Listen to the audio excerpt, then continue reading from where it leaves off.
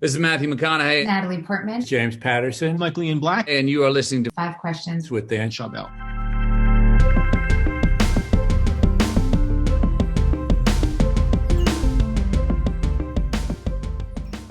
Tom, welcome to Five Questions. Thanks for having me. Growing up, you had dreams of becoming a doctor or professional football player. How did you end up becoming a comedian instead? Well, I failed horribly at the other things. So it was kind of a checking off list. I loved comedy. That's one thing about, I think, all the arts is that you have to kind of be obsessed with one of the arts, I think, to ultimately do well with it. Everybody I know who plays music professionally is really obsessed with music.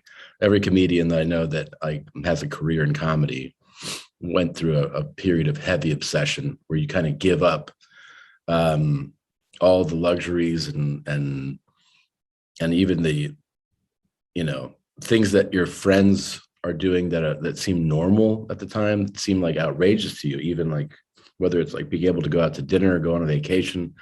You have to be obsessed. And I loved comedy from a pretty young age. And I knew that I wanted to pursue something in comedy. I didn't know it'd be stand-up right away, but I knew it was something. Yeah, I have friends who were improv comedians and some did stand-up in New York. And I'm like, there's no way I would ever have the guts to do what you do, because if people don't laugh or if people just don't like you. I mean, It's hard not to take that personally compared to I give speeches at like organizations and conferences that are more business related. That's not as big of a deal. But I feel like with comedy, like it's hard not to take it personally if you don't get laughs. Here's the thing, you're not going to get laughs and they're not going to like you sometimes. And the crazy part for comedians is that you can't wait to do it again. That's why, I think it's like when people are like, I want to try stand up. I think most comedians that have done it a long time go, oh, go for it. Because you'll know pretty quickly whether this is really for you.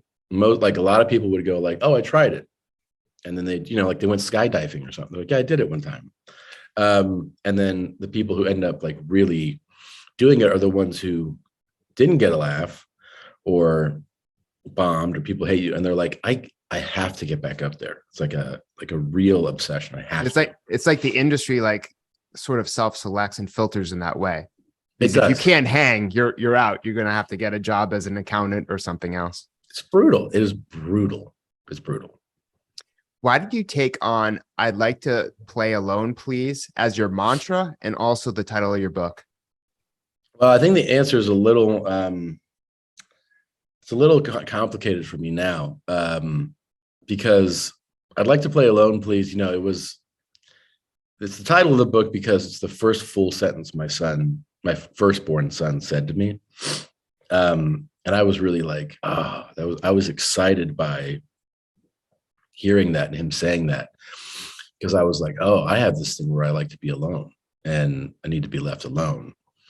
And what I'm saying, when I say it's complicated to me, it's that almost through the writing process, with everything else that was going on in my life, I realized that I don't like to be as alone as I thought I did.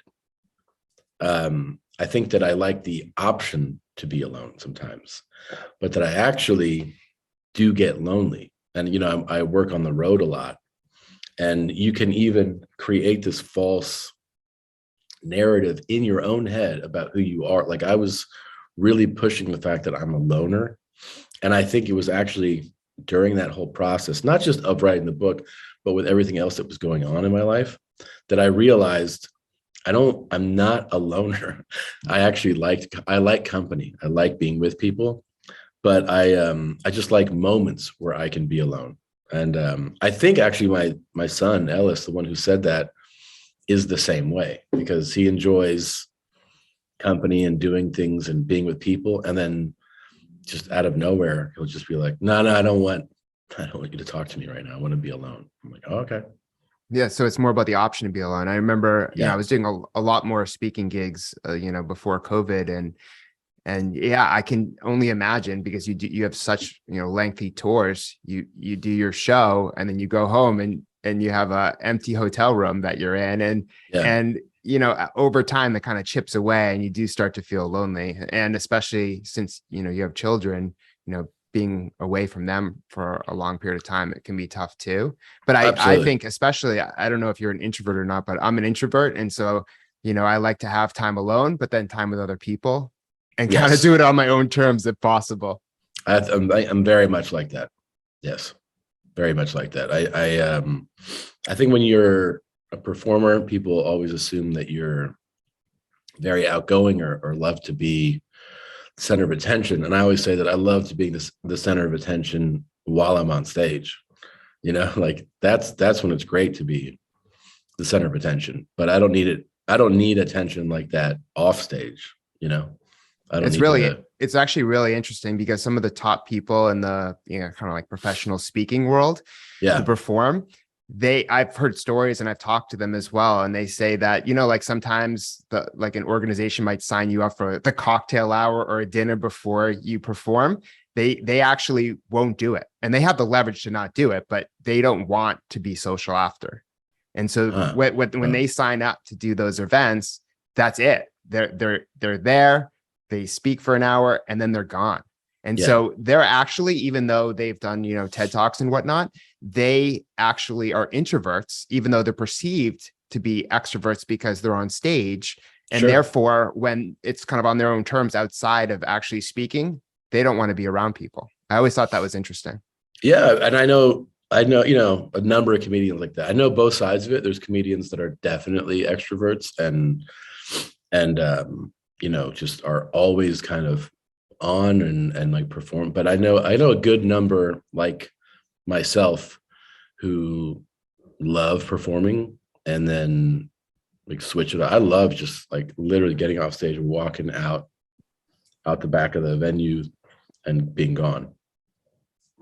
And building off the last question, how do you balance your time between touring as a comedian and then parenting your 2 children? I think I'm doing a terrible job. I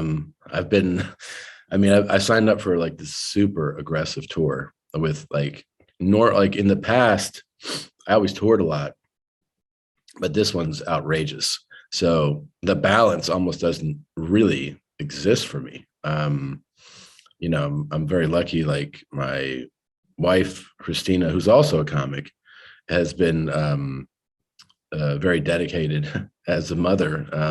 Right now I'm doing like a lot of Zoom, FaceTimes, and we send videos.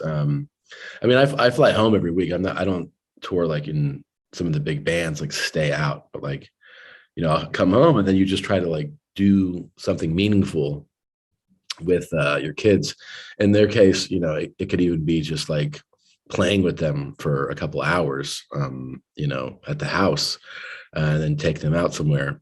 But I definitely feel like I've missed too much with what I signed up for. I think it's a lesson in that you don't need to do all of it the way that I'm doing it at once. And I'm sure when you're spending time with your kids, you're probably not, checking your emails while you're with them because you have a finite time with them per week. Yeah, it's a big thing actually. Like it might be like because they're gonna go do an activity or something that I'll actually have like I'll think I'm spending the day with them. I'm spending like an hour with them, and you have to give them their attention. Plus it's hard to check your phone because their favorite thing is for me to throw them. They're 3 and 6. They're like, will you throw us? So I just launched them across the living room onto the couch, and you need both hands. I love that. And what were some of your strangest celebrity encounters that you talk about in your book? Strangest? Well, maybe the strangest was because they're all about like flights, like people I've flown next to, which is a pretty wild list. But Omarion, the singer, sat next to me and just put a blanket over his head.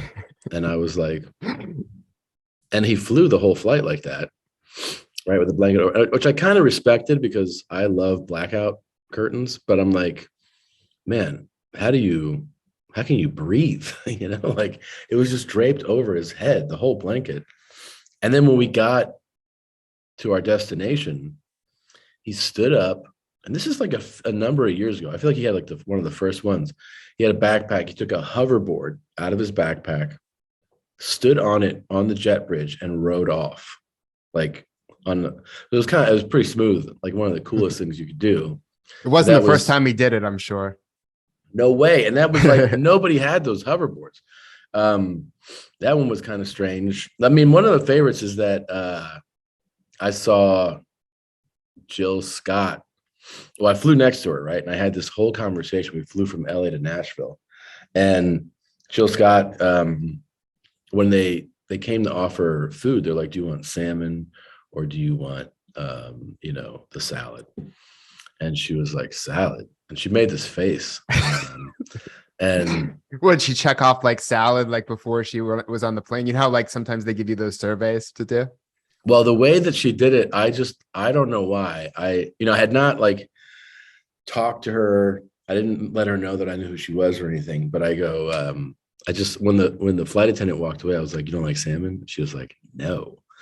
And I was like, I love salmon. And I tried to convince her for a good portion of the flight to eat salmon. And I was like, well, how are you preparing it? And I tried to convince her to try it like the traditional French way, which was like, like simple butter and just like, get that skin down, get it crispy, flip it over. And I was just like explaining how to prepare it. And she was like, all right, I might try that. And then when we got to Nashville, and we talked like the whole flight. Well, I did a show here in New York. It was this like big 9/11 fundraiser show at Madison Square Garden. And the book, I still had like a couple months work on the book. I had just finished writing that chapter and a bunch of celebrities were there that night. And I'm in like the green room afterwards. And across the room, I see Jill Scott. So I walk up. It's been years since this happened, by the way. I walk up to her and I'm like, yeah, I flew with you from LA to Nashville. And we talked and she's like, okay. And I go, do you want to know how I'm not lying? She was like, how? I go, you hate salmon. and she go, can I curse on this or no? No. Okay. Well, she goes, I go, you hate salmon. She goes, I don't mess with anything pink. Well, that's too bad. I thought that story was going to end with you converting her to a pescatarian. Nah, she was like, hell no. Hell no. She was like, I don't try that. And what's your best piece of career advice?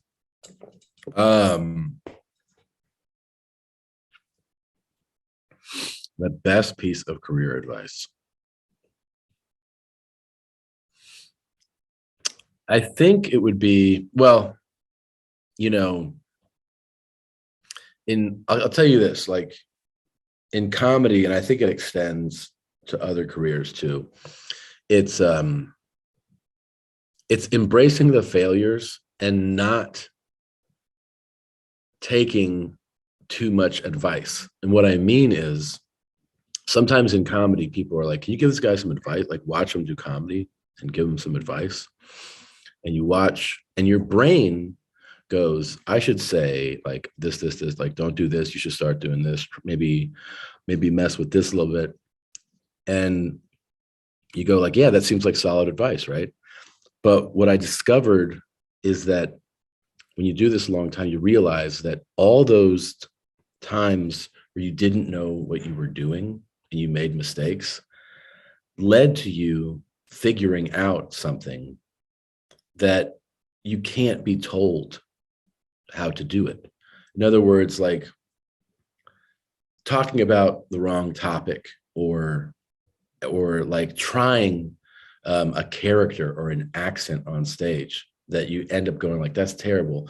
But it was through the process of you trying it and screwing up that you figured, and maybe you discovered something one of those nights. So by me telling you, don't do that, maybe I'm robbing you of that night and that moment where you go like, oh yeah, it was while I was up there trying this character that I thought of this other thing. And so I don't know if this is like a cop out, but I hate giving comedians advice on what to do on stage because I feel like it robs them of the opportunity to make discoveries along the way because it's such a marathon. It's such a long process to figure it out. That's very insightful. And the way I would interpret that for more of the general audience too is you can, you can read books, you can listen to advice, but at this, what's much more valuable is to learn through experience.